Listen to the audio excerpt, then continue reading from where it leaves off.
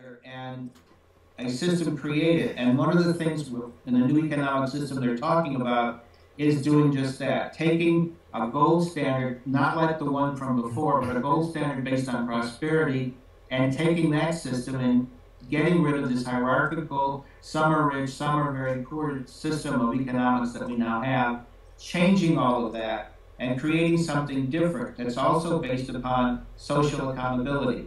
We need to create a new type of corporation, whatever name you want to come up with it, that allows for large companies to only maintain themselves as a livable entity when and only when they show a vast accountability to the communities where their businesses are located in, and that they do this on an interconnected basis to sustain not only a network of communities, but also to sustain nations and to not work one nation against the other as they do right now. This change is something that is being bandied about not just by intellectuals in university environments, but by economists working in big businesses around the world who are coming together and saying to themselves and then saying out loud in articles, it is necessary now to do a massive rethink of how this particular society, whether it's politically, economically, or culturally, how it operates, because we are no longer able to sustain it with the basic concepts that we now have. Yeah, to sustain this, we would need several planets because we've built a system that requires infinite growth, financially and otherwise, but we live on a finite planet with finite resources. So this tells me that, remember Einstein, he came up with a quote that said, we're never going to come up with solutions from the same level of consciousness that created the problems. We need a massive conscious shift in civilization, because we need to stop being consumers, massive consumers, and start building an economy based more on service, if anything. Because I look around my office here and there's so much that I've bought over the years that I really don't need, and it's going to end up in the dump or at a yard sale or something. That shift of consciousness, that change of mind is going to be an important part of what's happening. That's what intrigues me about what people like you are talking about, because this is the only thing that's going to save us. We're never going to be able to fix the system from within the system. It is too dysfunctional, too broken, and if we fixed it, it would just completely devour the rest of the earth. Exactly. One of the major things to look at is the whole concept of consciousness. This is something that has been largely dispelled in how this whole system was set up. It was set up that basically we had one world, which is this physical world, and that the spiritual aspects of this world were secondary. All they were important, let's say on a Sunday or a Friday or whatever day of the week your religion said you had your services, but except for that, you did things on an entirely different way of thinking about things. You did not use that moralistic tone, that service-oriented concepts. So what has happened here is we created a non-service-oriented economy based, as you said, on consumerism, whose sole purpose is to just keep growing and growing and growing. And when it can't grow one way or another, then it causes massive inflation. So what we have is an economy that's prone to hyperinflation of some type, whether a small one or an extremely large one. And it's also based upon looking for resources much greater than we have, as you just said.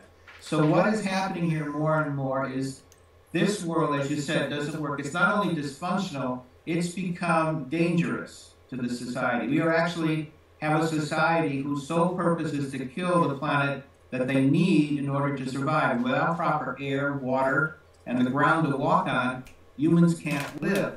And so as a result of this, even the water we have is no longer easily drinkable. So what we have is you can't drink water, you can't have enough oxygen, and the land is despoiled. So suddenly everything that we have is not working. Plus technologically, farming is reaching a point where what it produces is no longer able in any way to be something that provides high nutrients for the human body. The result is we've lost our nutrients.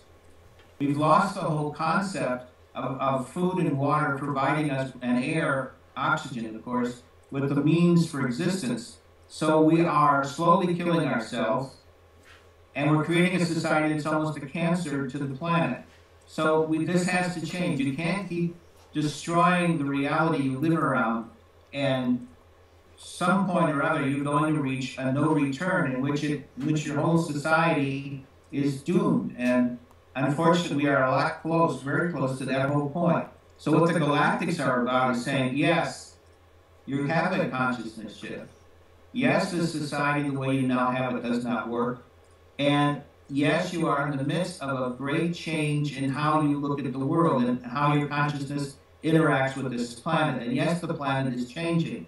So we are here to help with all these changes and to move you into a higher level of consciousness where you go beyond this economic and political system and develop things that actually help and sustain the world you're on and allow you to then understand and communicate with the planet and indeed with all of physicality so that you can understand how creation is unfolding this physicality and then you can actually play a part in doing that.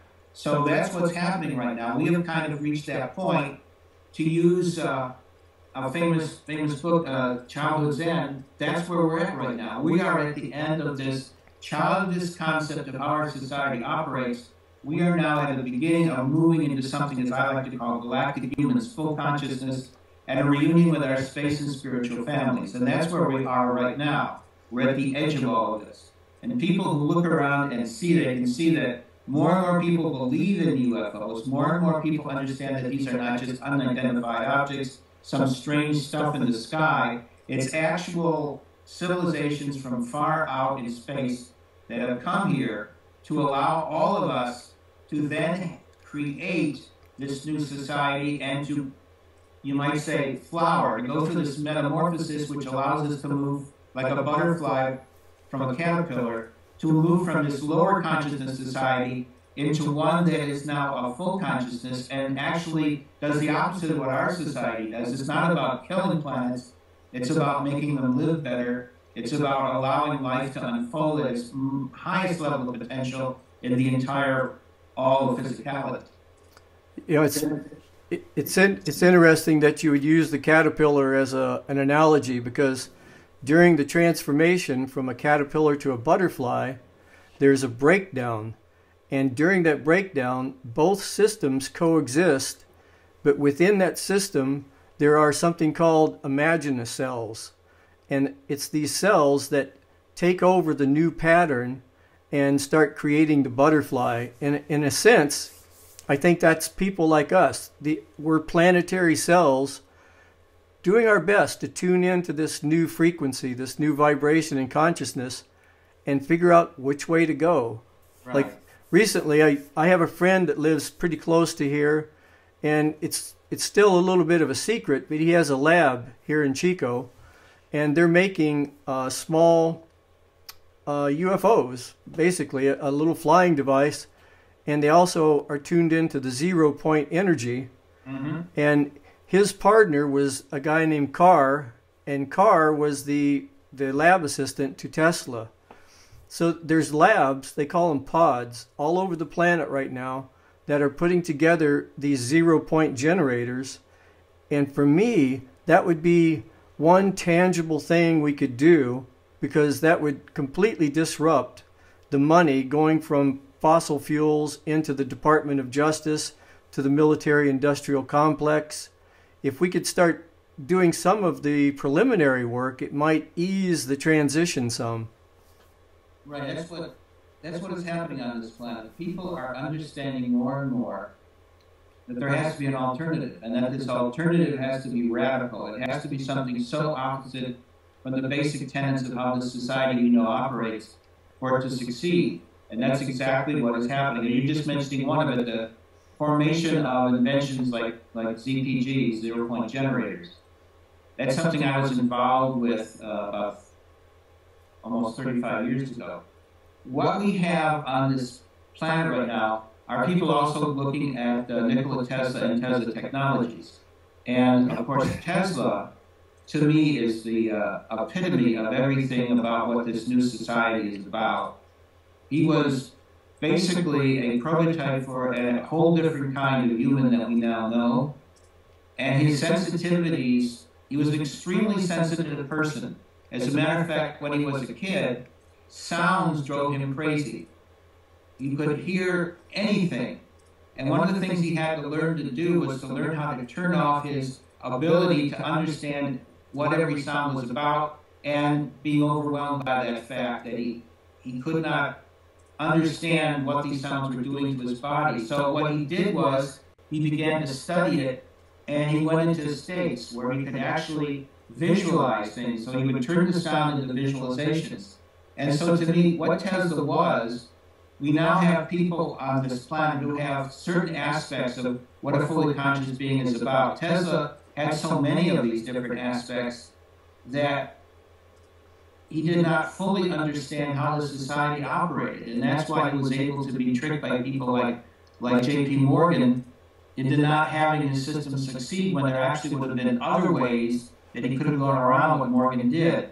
And this is what our society is now understanding, that there are alternatives to get this done, and that they're not confused or so into there has to be a certain way to do it that it doesn't happen. And that's what I really see happening. We have taken the majesty and the beauty of what Tesla was about, and we're about to create whole new technologies and whole new realities. And that's what I see happening with people who are now working on all these alternatives, of which energy is just one basic aspect. Yeah, it's interesting too that the one big thing that we have going for us is communication. And it's ironic that it's the same communication that was actually set up by the old paradigm that we're now using, and it's going to probably be their biggest downfall as far as protecting their holdings and their situation. Right. The internet, as it now stands in this world, has, and the social networking that is a part of that whole internet networks, is exactly what is now, as you have said, tearing the system down. There are whole revolutions in the last 10 years that have been set up because of various aspects of what the internet is all about, especially in the last 3 to 5 years.